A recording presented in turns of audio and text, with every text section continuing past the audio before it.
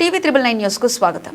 Chandur municipality కేంద్రంలో ప్రభుత్వ ఆసుపత్రిని సందర్శించారు ఈఎల్వి భాస్కర్ ఫౌండేషన్ అధినేత భాస్కర్. ప్రభుత్వ ఆసుపత్రిని సందర్శించి ఆసుపత్రిలో ఉన్న వైద్యాధికారి మాస శ్రీనివాసుల్ని కలిసి ప్రభుత్వ ఆసుపత్రికి కావాల్సిన వసతుల గురించి ఆరా తీశారు. ఆ తర్వాత హాస్పిటల్ భవనం గురించి వివరాలు అడిగి తెలుసుకున్నారు. ప్రభుత్వ ఆసుపత్రికి కావాల్సిన ఏ అవసరం ఉన్నా కూడా నేను వెంటనే అందిస్తానని తెలిపారు. ప్రభుత్వ ఆసుపత్రి శిథిలావస్థలో ఉండడమే కాకుండా ఎలాంటి సౌకర్యాలు లేకపోవడం చాలా ఇబ్బందికరంగా ఉంది. ముఖ్యంగా గర్భిణీ స్త్రీలకు గైనకాలజిస్ట్ డాక్టర్ అందుబాటులో తీసుకురావాలని కన్నారు. ప్రభుత్వ ఆసుపత్రికి ఎలాంటి సౌకర్యాలు కావాలన్నా మా ఫౌండేషన్ ద్వారా ఇవ్వడానికి సిద్ధమని ఏఎల్వి భాస్కర్ హామీ ఇచ్చారు. ఈ కార్యక్రమంలో చుండూరు మరియు వివిధ గ్రామాల యువత అధిక సంఖ్యలో పాల్గొన్నారు.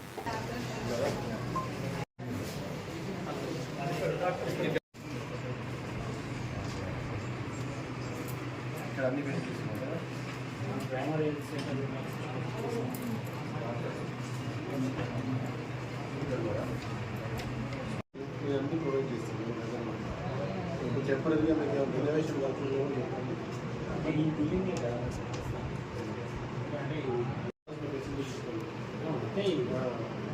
డిఎంఎస్తో కూడా అవసరం లేదు. నువ్వు డాక్టరే కదా,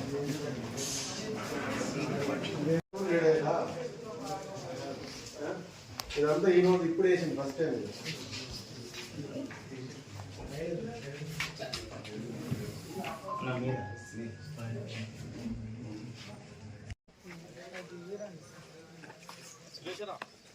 అలాంటి పిల్లలు ఉండే ఇక్కడ, ఎందుకంటే మన పుట్టిపోయిన మన ఊరు మన కడ భయపడతాం. కానీ మీరు చండూరు వాళ్ళ మొదటి ప్రాధాన్యత ఏంటంటే మన చుట్టుపక్కల ఉన్న సమస్యల్ని ఎలివేట్ చేయాలి. మీరు ఏ సమస్యలైనా తీసుకురండి, అది మనం సాల్వ్ చేయాలి. అది విద్యకు సంబంధించింది కానీ, వైద్యకు సంబంధించింది కానీ, ఉపాధికి సంబంధించింది కానీ, యువతకు సంబంధించింది కానీ, వీటి మీద మీరు ఫోకస్ చేయండి. చూడండి మన పరిస్థితి. ఇప్పుడు ఈరోజు మా విధానాలు ఏంటంటే విద్య, వైద్యం, ఉపాధి. ఇన్ని రోజులు విద్య మీద పనిచేసాము. స్కూల్ బస్సులు, స్కూల్ బిల్డింగ్లు కట్టడము, రకరకాల ప్రోగ్రామ్ చేసాం విద్య మీద. ఇప్పుడు వైద్యం, ఎందుకంటే వర్షాకాలం వస్తుంది, ఇప్పుడు ఎన్నో రకాల వ్యాధులు సంక్రమిస్తాయి కాబట్టి వైద్యం మీద పనిచేసి ఈరోజు చండూరు, మునుగోడు, చౌటుప్పల్ పిహెచ్సి సెంటర్లు విజిట్ చేయాలని అందరం టీమ్గా వెళ్తున్నాము. ముఖ్యంగా నేను చెప్పేది ఏంటంటే వైద్యం అనేది చాలా ఇంపార్టెంట్. ఎందుకంటే మనం ఎన్ని కోట్లు ఇచ్చినా కానీ ఒక మనిషిని బతికించుకోలేము. ఎస్పెషల్లీ ఈరోజు ఇక్కడ 50,000 మంది జనాభా ఉండే చండూరు హెడ్ క్వార్టర్లో 6 బెడ్ హాస్పిటల్ అంట. ఆ 6 బెడ్స్ కూడా సరిగ్గా లేవు. ఆపరేషన్ డెలివరీ కేసు కూడా అయితే లేవు. ప్రతి డెలివరీకి కూడా నల్గొండ వెళ్ళాల్సి వస్తుంది, లేదంటే హైదరాబాద్ వెళ్ళాల్సి వస్తుంది. కాబట్టి నేను అందరికీ ఏం చెప్తున్నా అంటే ప్రజలకే చెప్తున్నాను, ఇది మీ బాధ్యత. మీకు కావాల్సిన అవసరాల కోసం మీరు పోరాటం చేయాలి. కానీ మా ఫౌండేషన్ తరపు నుంచి ఈ పిహెచ్సికి ఏం కావాలన్నా చేస్తాను మాట ఇచ్చిన. కాబట్టి మీరు ఎవరైనా దీన్ని లీడ్ తీసుకొని ఈ పిహెచ్లో ఏం కావాలో చెప్పండి, అవన్నీ చేసి పెడతాము. ఇప్పుడు డాక్టర్తో మాట్లాడిన ప్రకారం ఆయన చెప్తుంది ఏంటంటే మేము 1 మంత్లో ప్రైవేట్ ప్లేస్ షిఫ్ట్ అవుతాము. ఆ తర్వాత బిల్డింగ్ కొట్టి కట్టాలని చెప్తారు. కొట్టి కట్టాలి, ఉన్న బిల్డింగ్కే ఏం దిక్కు లేదు. కొట్టి కట్టాలంటే అది ఎప్పుడైతే అనేది మనం ఒకసారి ఆలోచించుకోవాలి. చండూరు ప్రజలందరికీ మరొకసారి విజ్ఞప్తి ఏంటంటే మన కోసం మనమే రావాలి. ఎవడో దేవుడు ఎక్కడి నుంచి ఎడుకు రాలేడు. కాబట్టి మీకోసం మీరు ప్రయత్నం చేయండి, మీరు పోరాటం చేయండి. మీ పోరాటానికి నేను వెనకాల ఉంటాను. అండ్ పోరాటమే కాదు, మీకు కావాల్సిన కనీసం ఇక్కడ ఏం సౌకర్యాలు కావాలో చెప్పండి అని చేయడానికి సిద్ధంగా ఉన్నాను. కాబట్టి ఇక్కడ ఎవరికి ఏంది, మనము ఎవరిని కించపరచడానికో లేకపోతే ఇంకోడానికి కాదు.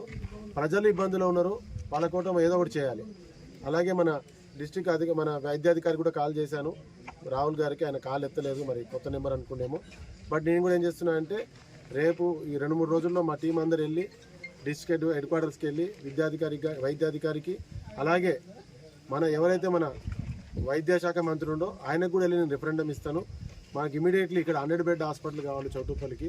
ఎందుకంటే 6 బెడ్లతోటి 25 బెడ్లతో కాదు, 100 బెడ్ హాస్పిటల్ కావాలి. దాని కొరకు మనం ఇమీడియట్లీ దాన్ని స్టార్ట్ చేసి వితిన్ 1 ఇయర్లో కంప్లీట్ చేయడం కోసం పోరాటం చేస్తాము. ప్రతి మండల హెడ్ క్వార్టర్లో కూడా 25 బెడ్ హాస్పిటల్ కావాలని నా విన్నపము. దీని అందరి కోసం యువత అందరూ ముందుకు వచ్చి, ఎందుకంటే మీ తల్లిదండ్రుల ఆరోగ్యాల కోసము, రేపు ఫ్యూచర్లో మీ భవిష్యత్తు కోసము వైద్యం అనేది చాలా ఇంపార్టెంట్. ఈ వైద్యం కోసం మనం అందరం పోరాటం చేద్దాం.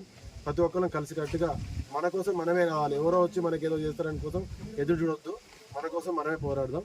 కాబట్టి యువతలందరికీ పిలిపిస్తున్నా, రానున్న రోజుల్లో విద్య, వైద్యం, ఉపాధి కోసం మనం అందరం కలిసి పోరాడదాం. Thank you.